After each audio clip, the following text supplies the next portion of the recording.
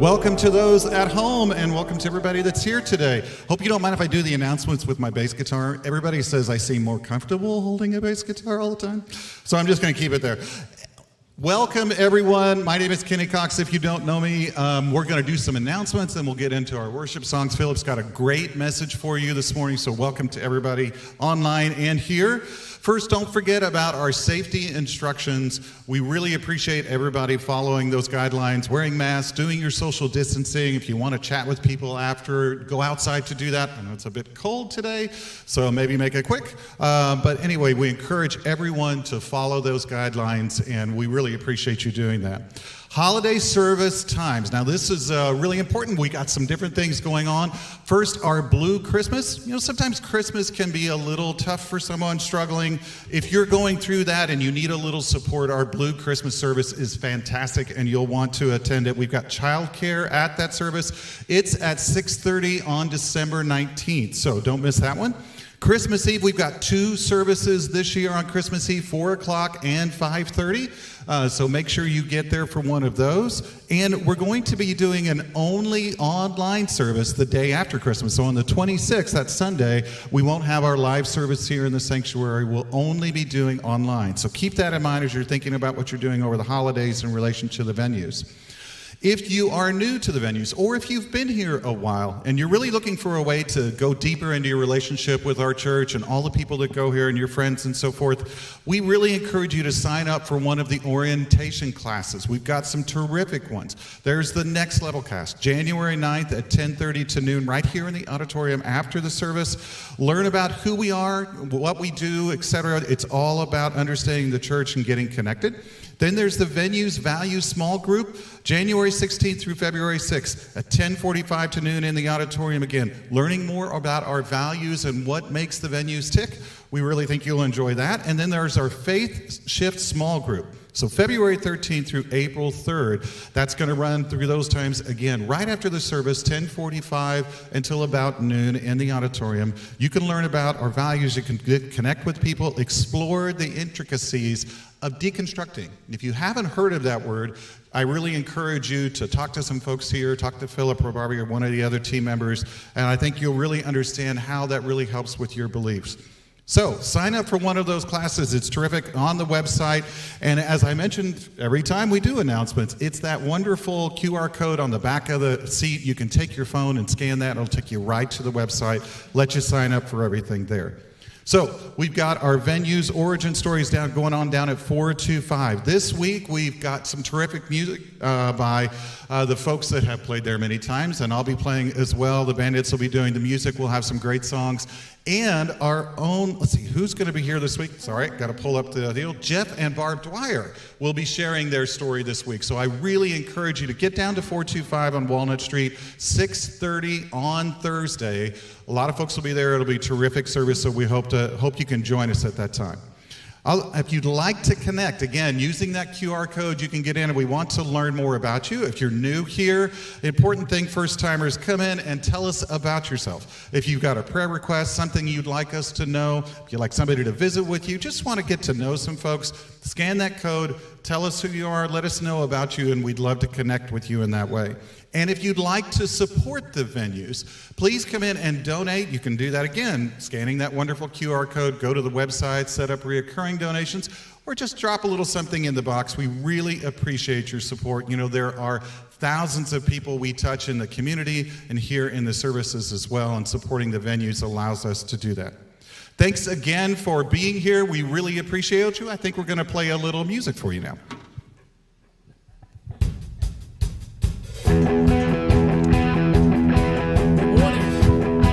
We're so excited to spend some time together today. We're going to worship. We're just going to sing this morning. Lift up the Lord.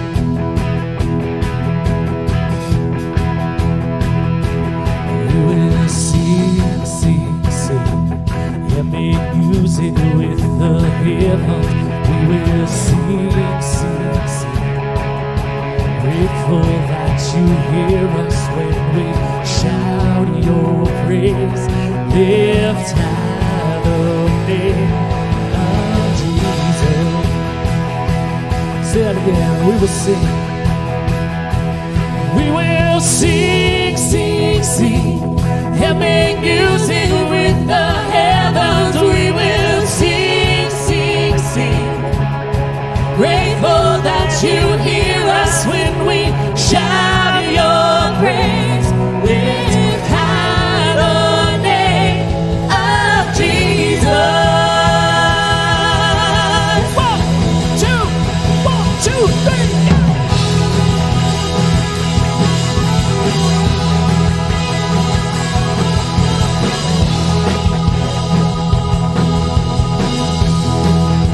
What's not to love? What's not to love about you? Heaven and earth adore you. Kings and kingdoms bow down. Son of God, you are the one. You are the one. We live in hope. You are the love. The love that frees us, you are the light that leads us, like a fire burning. Son of God, you are the one. Hey, you are the one. We live in hope. Hey, hey, hey. We will sing, sing, sing, and make music with the heavens. We will sing, sing, sing. Grateful that you hear us when we shout your praise.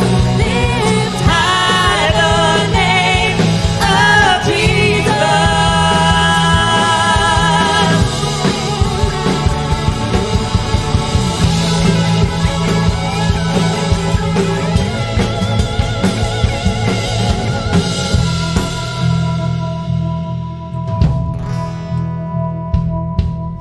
We will sing, sing, sing, and make music with the heavens. We will sing, sing, sing. Grateful that you hear us when we shout your praise. Lift high the name of Jesus. 1, 2, 3. We will sing, sing, sing, and make music with the heavens. We will sing, sing, sing. Grateful that you hear us when we shout your praise. Lift high the name of Jesus.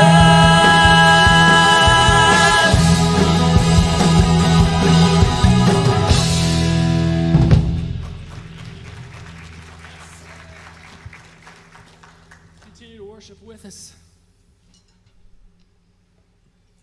Talk about maybe how God sees us this morning.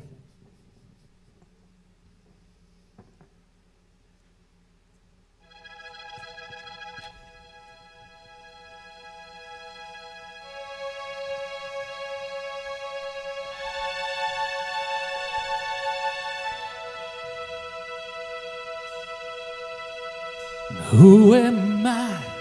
You are mindful of me, that you hear me when I call. Is it true you are thinking of me, how you love me? It's amazing. Say, who am I? Who am I? You are mindful of me, that you hear me when I call. When I call. Is it true you are thinking of me, you love me? It's amazing. See, I am a friend. I am a friend of God.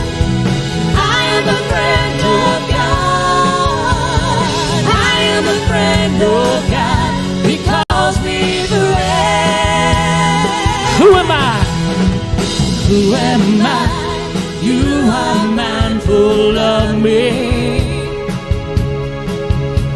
you hear me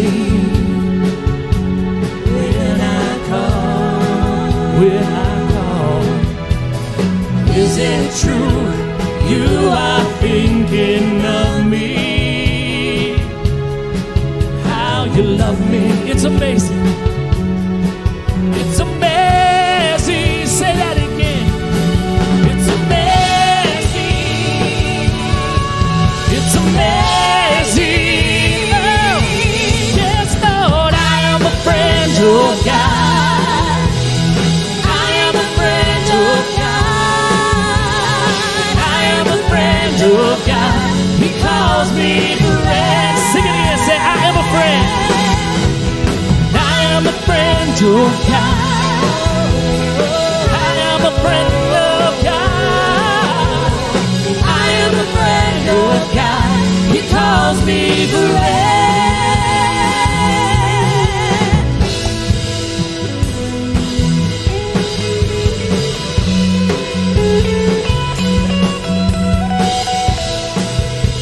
Say, God Almighty, God Almighty, Lord of glory, you have called me friend. God Almighty, Lord of glory, you have called me friend. Say, God Almighty, God Almighty, Lord of glory, you have called me friend. God Almighty, God Almighty, Lord of glory, you have called me friend. Oh, yes, Lord, I am a friend of God. I am a friend of God. I am a friend of God. He calls me friend. Oh, yes, Lord, I am a friend of God. I am a friend of God. I am a friend of God. He calls me friend.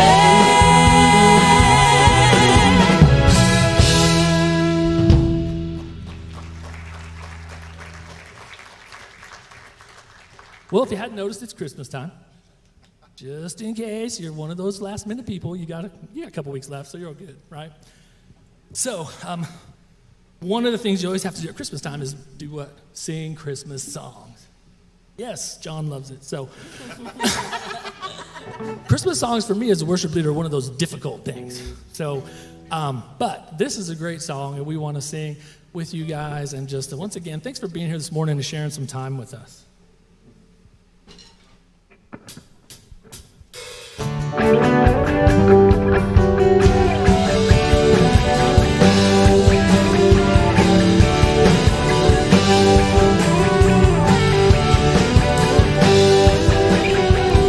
Joy to the world, the Lord is come.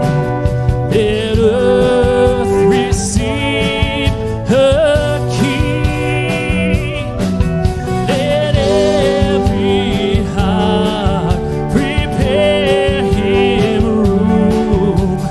Heaven and nature sing, and heaven and nature sing.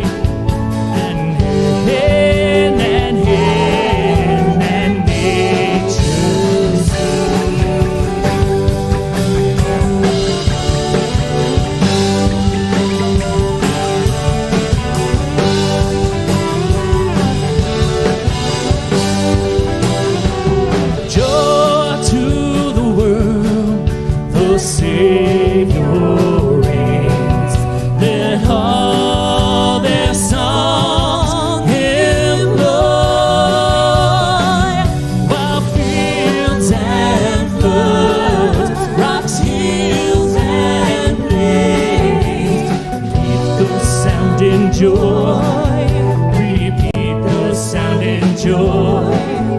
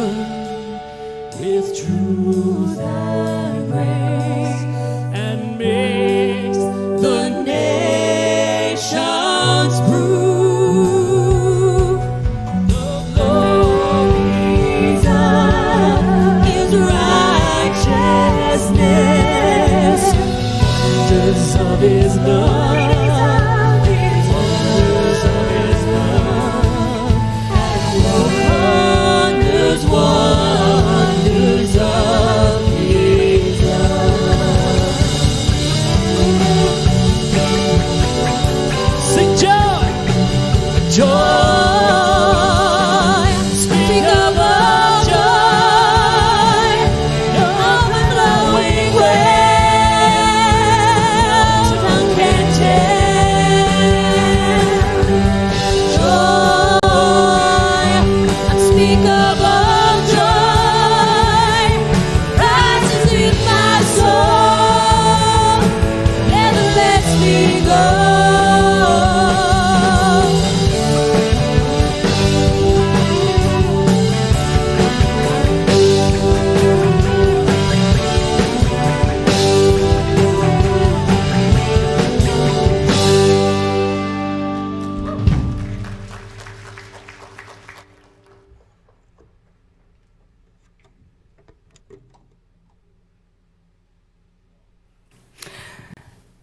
When Clay and the band was leading us in that song, something that we've heard since we were kids, if we grew up in church, in my mind immediately, this is not on my notes, so I'm sorry, I'll try to talk fast, immediately went to Mary's song after the angel came and told her about what was going to happen to her through the birth of Jesus.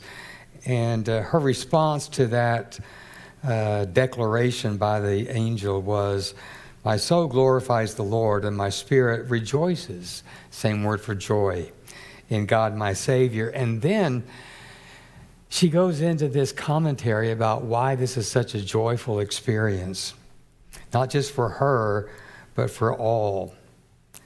His mercy extends to those who fear him from generation to generation. He has performed mighty deeds with his arm. He has scattered those who are proud in their inmost thoughts. He has brought down rulers from their thrones, but has lifted up the humble. He has filled the hungry with good things.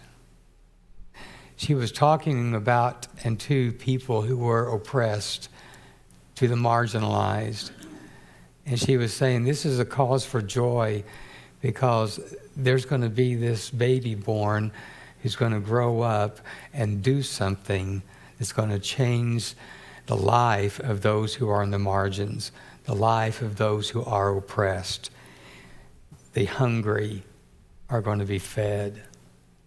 That was a cause for joy. We live in a world in which there are still hungry people. So what's Jesus up to? Well, he's counting on us to be his hands, counting on us to be his feet, to go and to give in his name. That's why we're here. And that is our opportunity to bring joy. All right, let me introduce this really powerful Christmas song the band is going to sing, after which I will give a prayer. Go back with me to Christmas Day, 1862. Henry Wadsworth Longfellow recorded in his journal these words: "A Merry Christmas, say the children, but that is no more for me." The year before, his wife had died in a fire. And in 1863, he suffered another blow. His son, a soldier for the Union Army, was seriously wounded. Longfellow's depression was palpable. Then on Christmas Day, 1863, he heard in the distance the church bells. And he wrote this song, "I Heard the Bells on Christmas Day."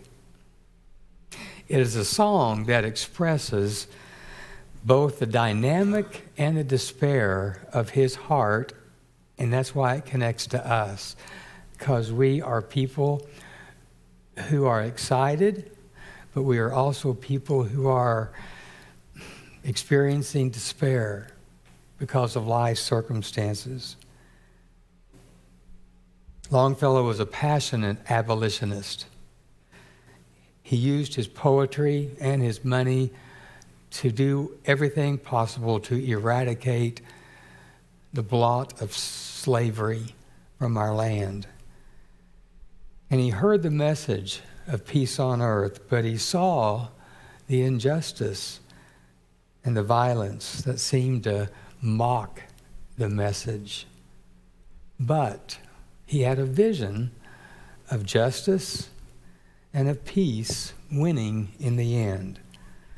And it's a vision he communicated in the words of this song that the band will sing after I pray. God, I thank you for I guess I call it the mix of despair and dynamic feeling within us, positive and negative, the light and the dark. We have so many reasons to be hopeful, but we also have so many reasons not to be. We feel very much like Henry Wadsworth Longfellow. We acknowledge the opportunity for peace, and we mourn that peace is not experienced. We acknowledge that needs are to be met, and there are to be no mouths unfed and no stomachs that are empty, but we acknowledge that that's not reality today. So as we hear the band play and sing this powerful poem, help us to relate to Longfellow. Help us to find a vision, to make real what was promised, not just in the pealing of the church bells, but in the Song of Mary. Help us, in whom Christ lives, to take that Christ to everyone. In his name I pray. Amen.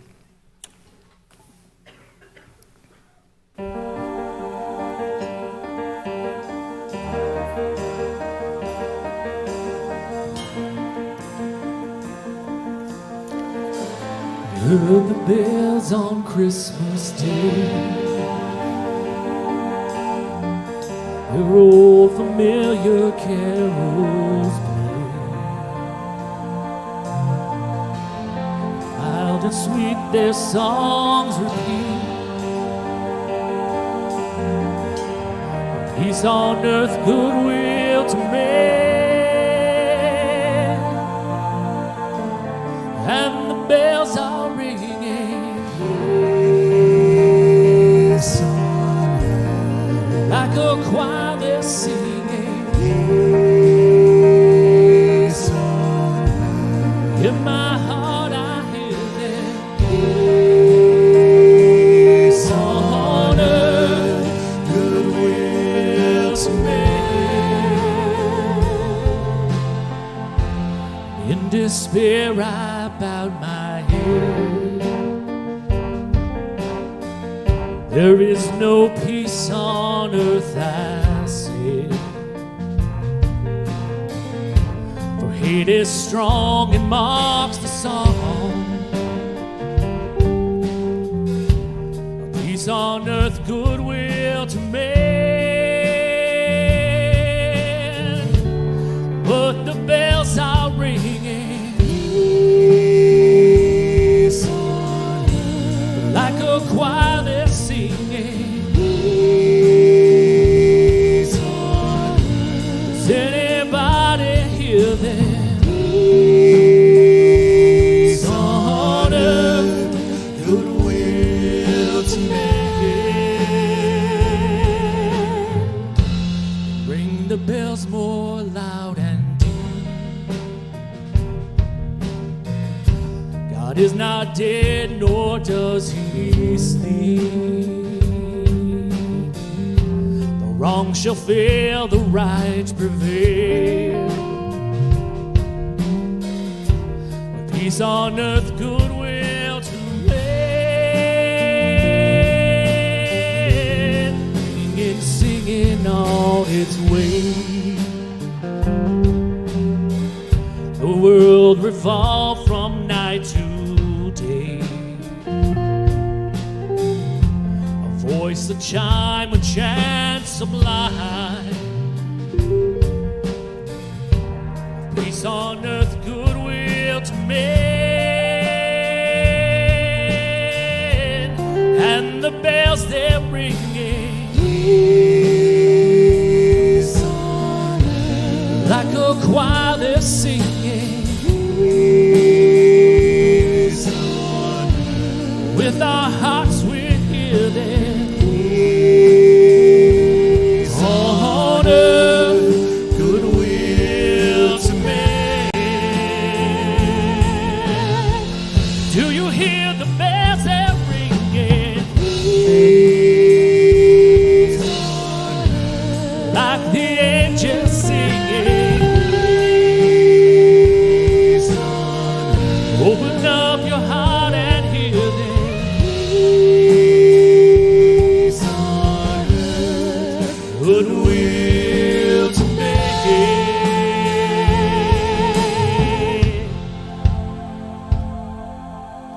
Peace on earth. Peace on earth. Peace on earth, goodwill to men.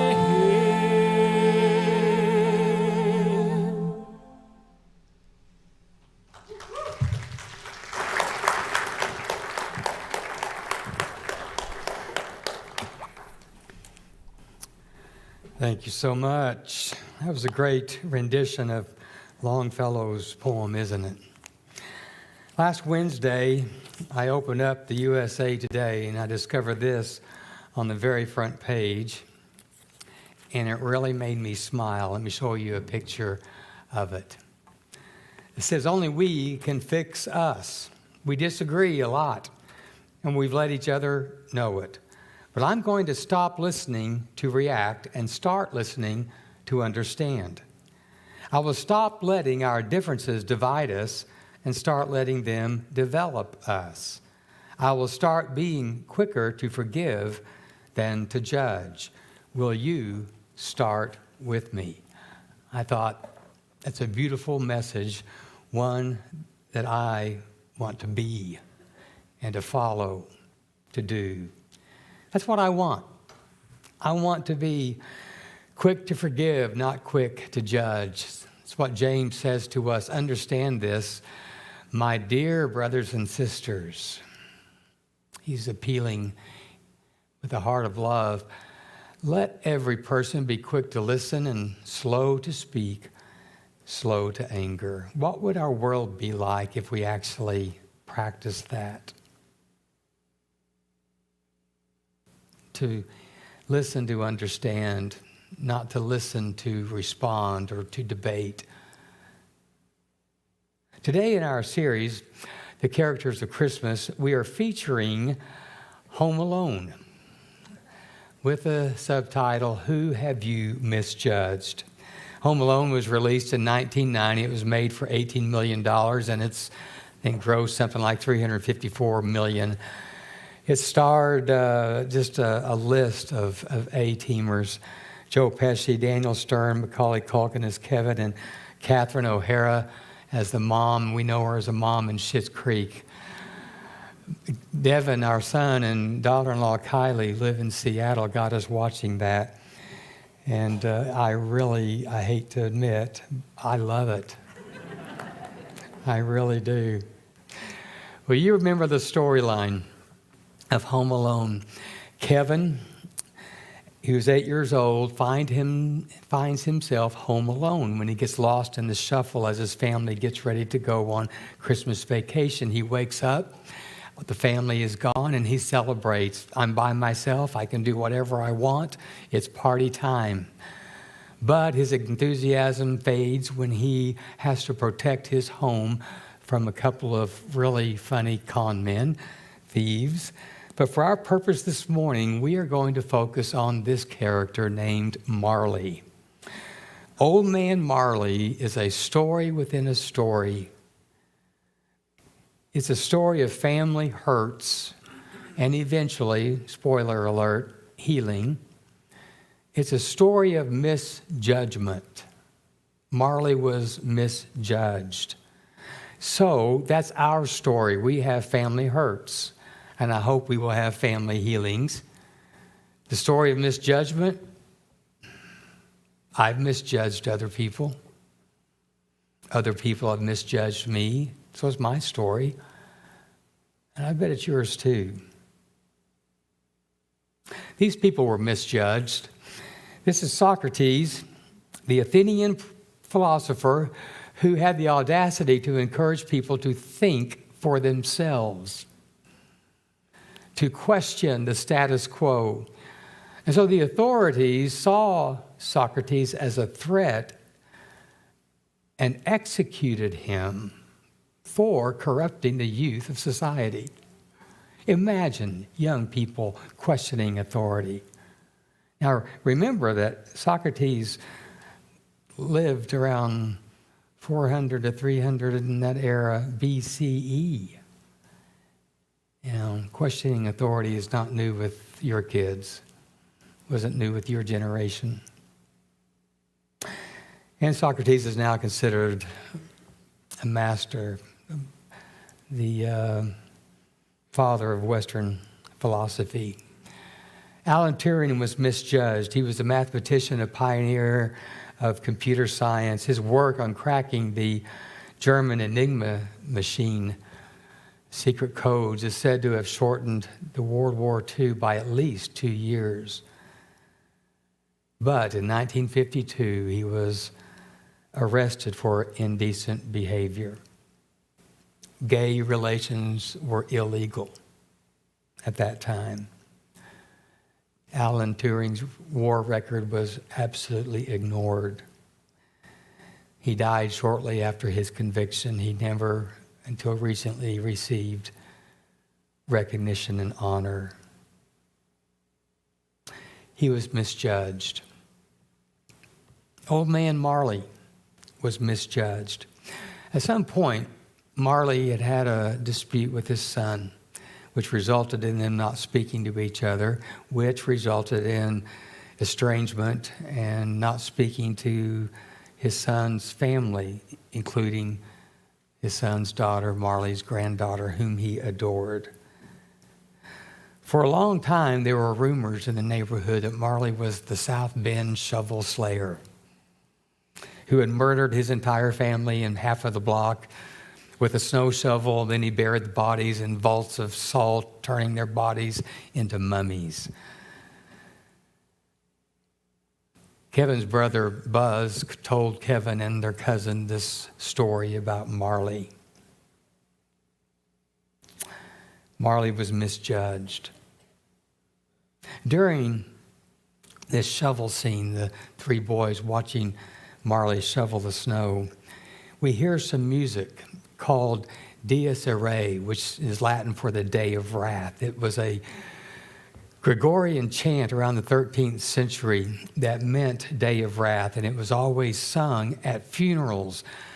That's just really horrible for you to be sitting out there and the priest talking about your loved one about the Day of Wrath, because the Day of Wrath in that religion was the day that God would judge the living and the dead and determine who is going to heaven and who is going to hell, the Day of Wrath. The preacher couldn't talk about the day of love. He had to talk about the day of wrath, and just a very depressing thing. But that was used for funerals in the day. I don't know if it still is in some traditions or not. But the Dies Irae went from funerals to movies.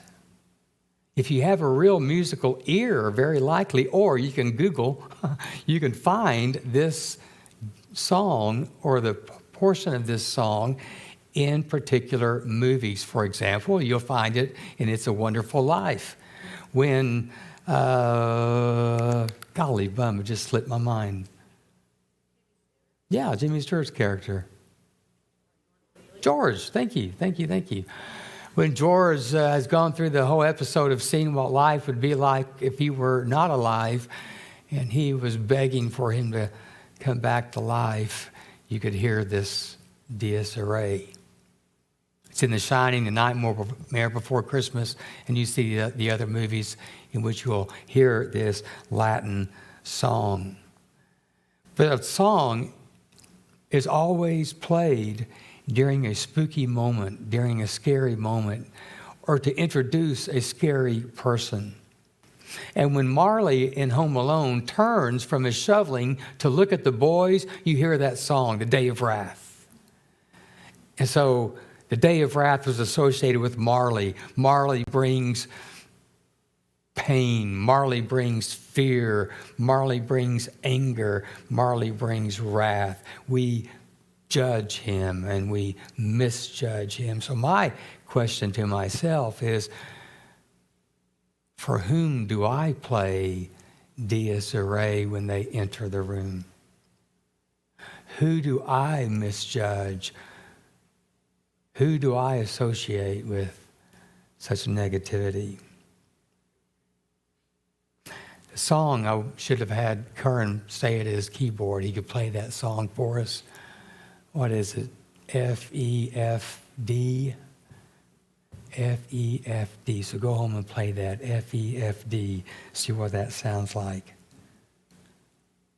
These people heard this song played. Kate Winslet. She says, I was chubby. Always had big feet, the wrong shoes, bad hair. When I grew up, I never heard positive reinforcement about body image from any female in my life. She was misjudged due to her appearance. When her daughter, Mia, who is in her 20s now, was just a child, she would stand with Mia, she says, in front of the mirror and say to Mia, we are so lucky we have a shape. We're so lucky we're curvy. We're so lucky that we've got good bums. I don't know of any mother that would actually say that to their daughter, but I kind of like that. She encouraged Mia, her daughter, to love every inch of her body, positive body image. Kate Winslet had too often heard Dies Irae played in people's minds. They judged her for her appearance. Jessica Alba, too, was judged. She heard the song. I was bullied so badly, my dad used to have to walk me into school so I did not get attacked. I'd eat my lunch in the nurse's office so I didn't have to sit with the other girls. Apart from my being a mixed race, my parents didn't have money, so I never had the cute clothes or the cool backpack.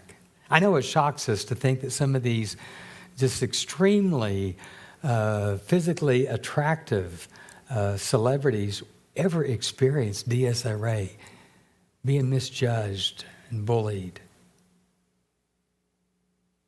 It brings us together, doesn't it? Michael Phelps, as a middle schooler, was tormented by bullies who harassed him because of his hyperactive personality and his big ears. He said that he wore a hat most of the time to cover up his ears. And I just have to wonder now, what are those bullies thinking about Michael Phelps now? He heard the song when he walked the halls of middle school. People judging him and misjudging him. Henry Cavill, he played Superman, sure, but he was not always called Superman. I was Fat Cavill, he said, when he was in school. I bawled on the phone to my mom 4 times a day. Yeah, today he's got chiseled abs and a chiseled jaw, but my gosh, he was not the man of steel. Are you thinking back, maybe not to the far distant past in which you were misjudged? How often have we judged people, and how often have we misjudged people? How many times have we made a judgment about somebody because of what we were told about that person? Kevin in Home Alone made a judgment about Marley because Kevin's older brother gave him information. How many times do we make a judgment about someone only on the basis of what has been said to us about that? And then when we actually sit down and talk with that person, our minds are changed.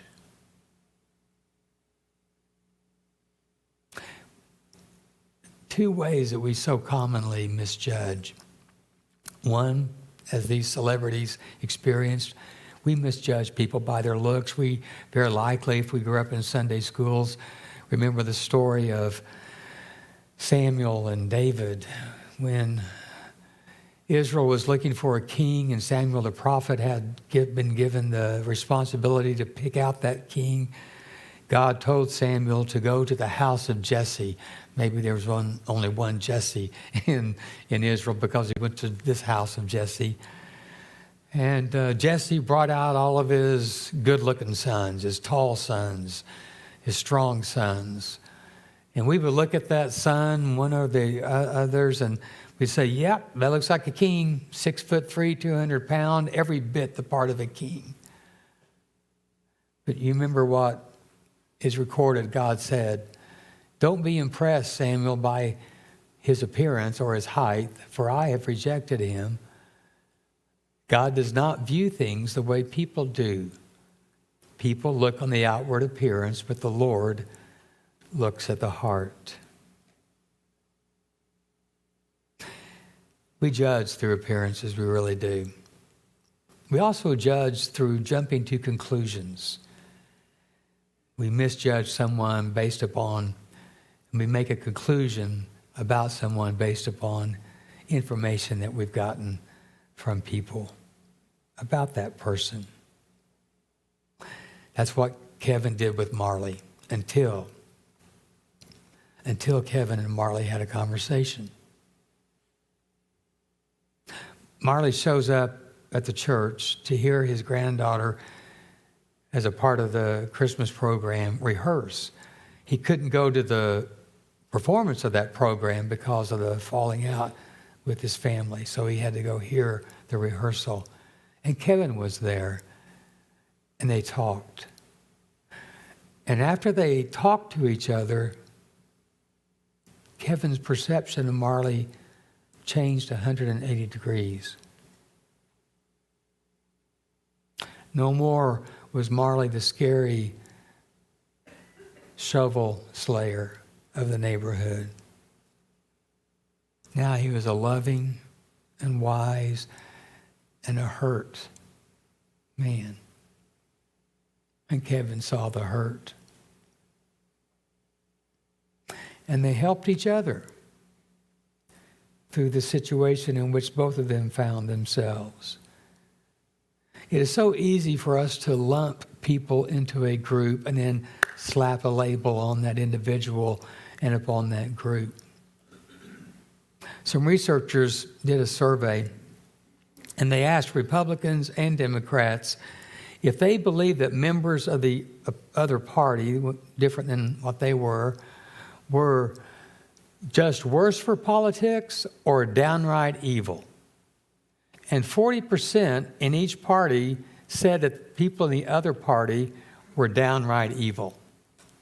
20% of Democrats and 15% of Republicans agreed with this statement. We'd be better off as a country if large numbers of the opposing party and the public just died.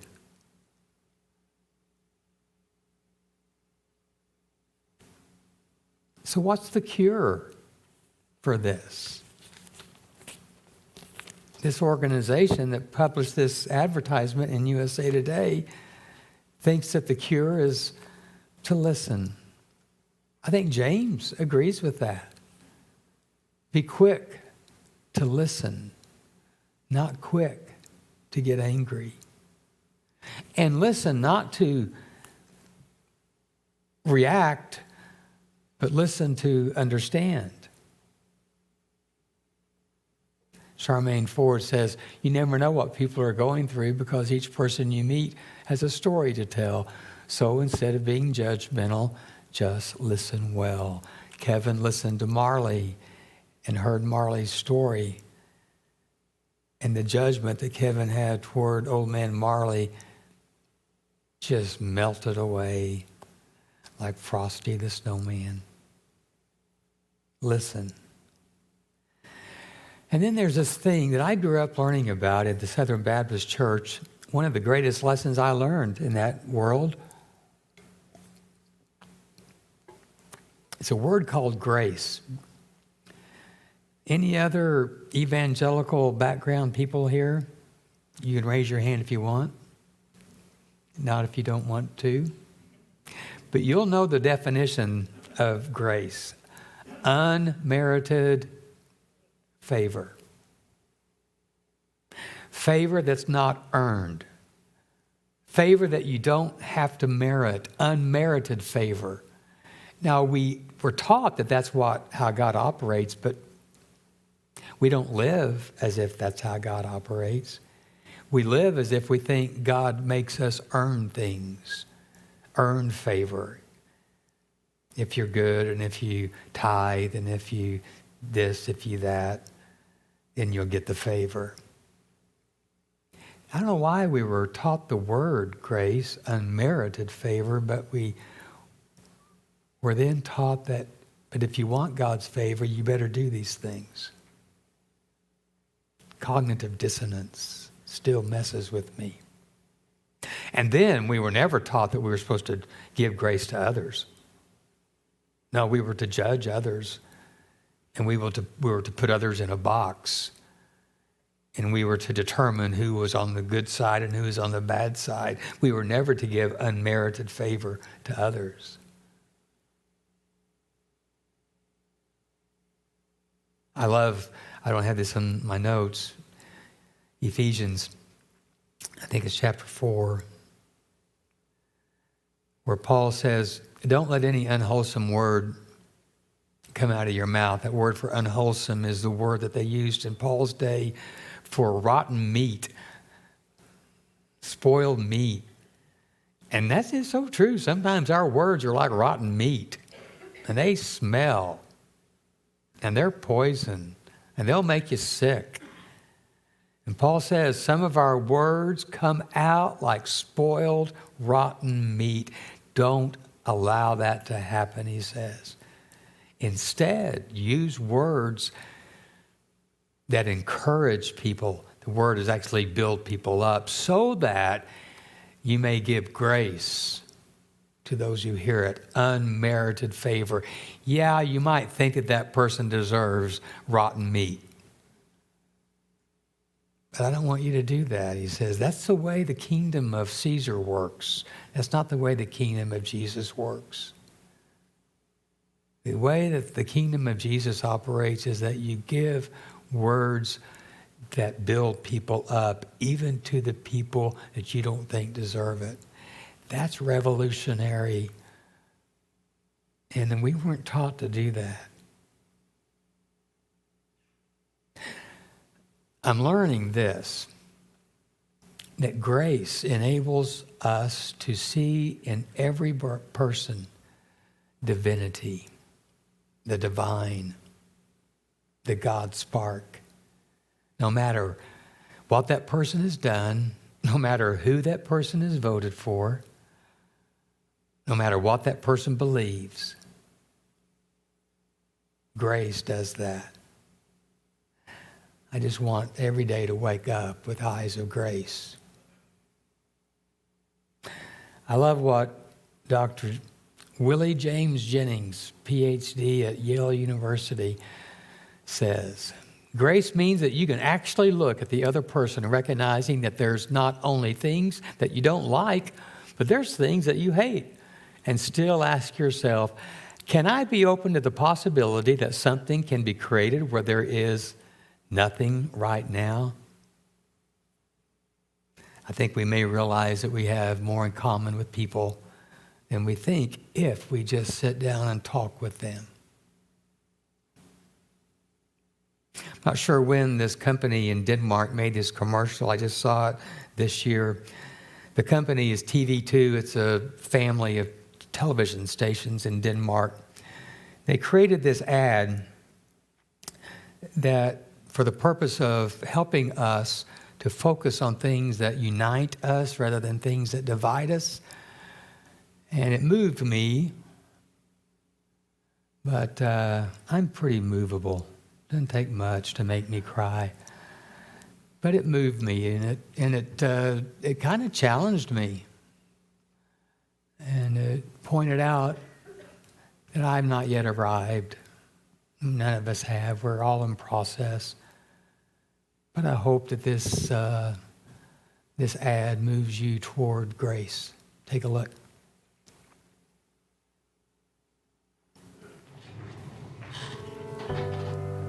It's easy to put people in boxes. There's us, and there's them. The high earners, and those just getting by. Those we trust, and those we try to avoid. There's the new Danes, and those who've always been here. The people from the countryside, and those who've never seen a cow. The religious, and the self-confident. There are those we share something with, and those we don't share anything with. Velkommen. Jeg kommer til at stille jer nogle spørgsmål i dag. Nogle af dem kan godt være lidt personlige, men jeg håber, I vil svare ærligt på dem. Hvem herinde i rummet var klassens klovn?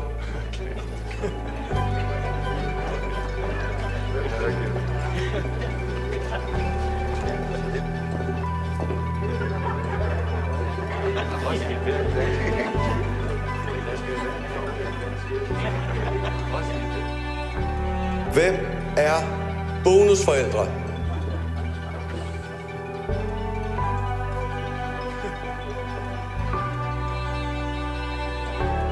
And then suddenly, there's us. We who believe in life after death. We who've seen UFOs. And all of us who love to dance. We who've been bullied.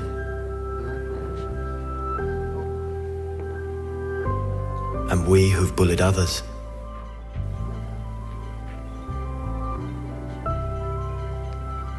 And then there's us, the lucky ones who've had sex this past week. We who are broken-hearted. We who are madly in love. We who feel lonely.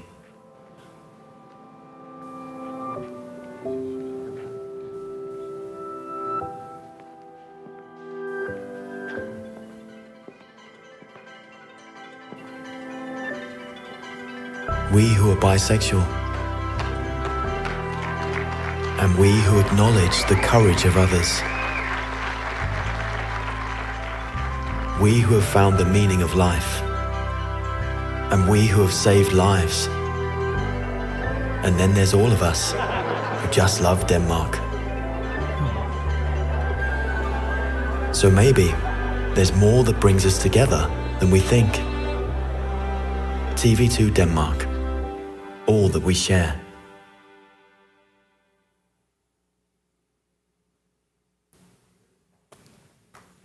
Yeah.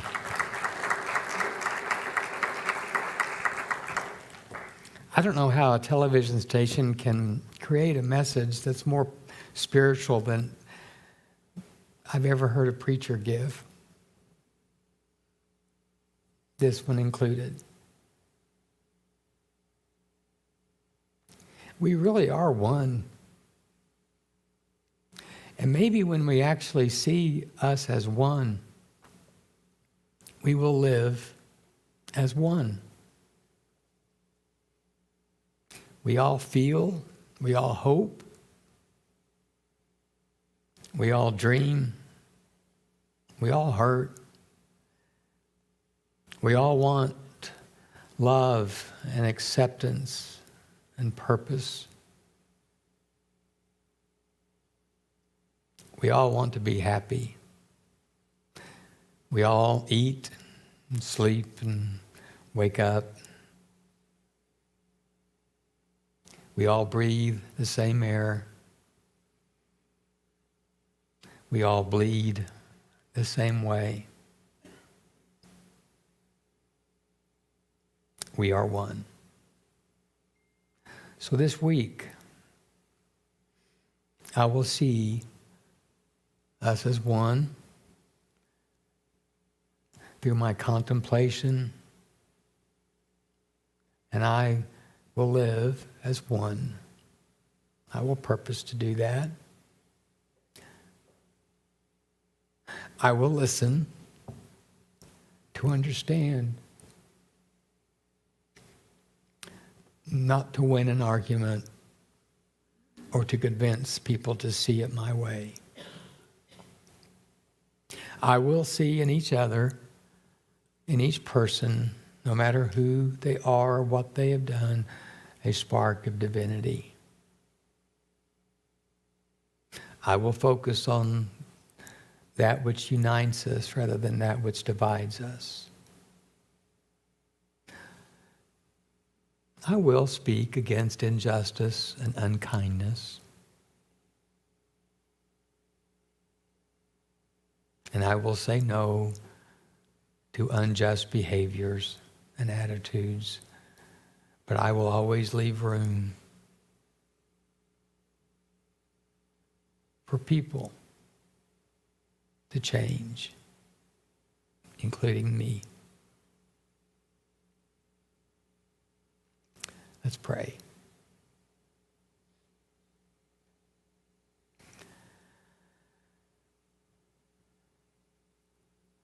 Father, I really do come to you as your identity of love that is unconditional, who is a giver of grace, unmerited favor. I do believe that I was taught correctly that that's who you are and that's what you do. I just wasn't taught that that's really what you do. And that's really who you are. So help me see you very clearly as love and as a giver of unmerited favor. And as I look at you, help me look at others and be to them as you are to me. In the name of love all across the universe, as the Beatles, your favorite group, sang. Amen. I would encourage you to go online and look at the Go Deep notes. I do this every week, create this to help us maybe open our eyes a little bit more. And I put a lot of work into that. And if you don't open it up, my work is for naught. No, it really helps me. But it might be a tool for discussion at lunch, halftime during the Chiefs game today, or the Cowboys, depending on what your team is. And but have a good day and take to heart what the Spirit in you teaches you today. Hey, Joey. Hello. No question and answer today. Not today. Not today. Do you want me to try to think of one real quick? Yes. You're not going to like it. I'm just Well, kidding. then I want to hear it then. I'm just kidding. Yeah. All right, first thing we're gonna do is say goodbye to our online audience. So thank you for joining us, everyone who watched online. We love you and have a good afternoon. For the rest of us,